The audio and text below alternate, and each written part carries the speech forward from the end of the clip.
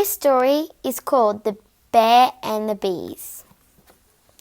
Our story begins with your imagination. Now imagine a world full of black and yellow creatures that fly above your head. Bees, yes, but not normal bees. These bees can talk, and not only can they talk, they can also go to school.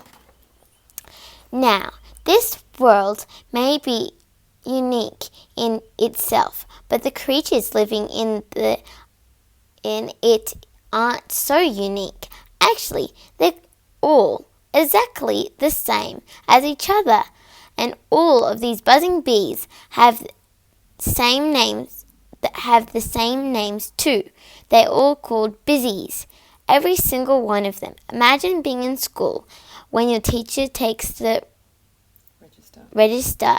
If you all have the same name, how would you know when it is your name called out? How confusing would that be?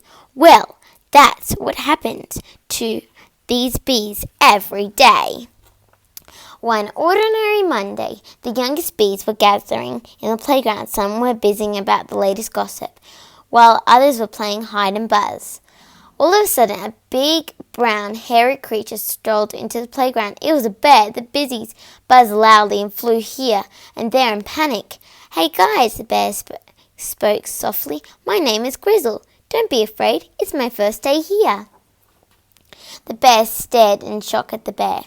"This isn't the right school for you," one bee buzzed crossly. "You're different. You don't have stripes like us. I bet you can't fly," a second bee agreed.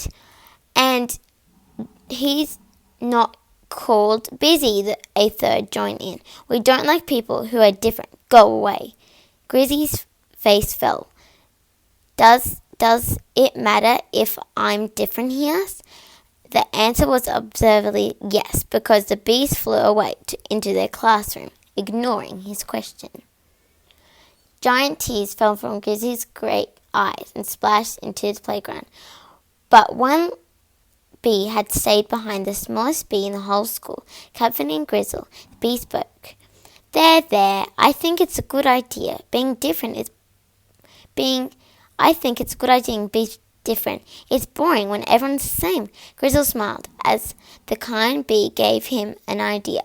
The rest of the day zoomed past. Some of the bees made nasty remarks as Grizzle walked by and giggled behind his back.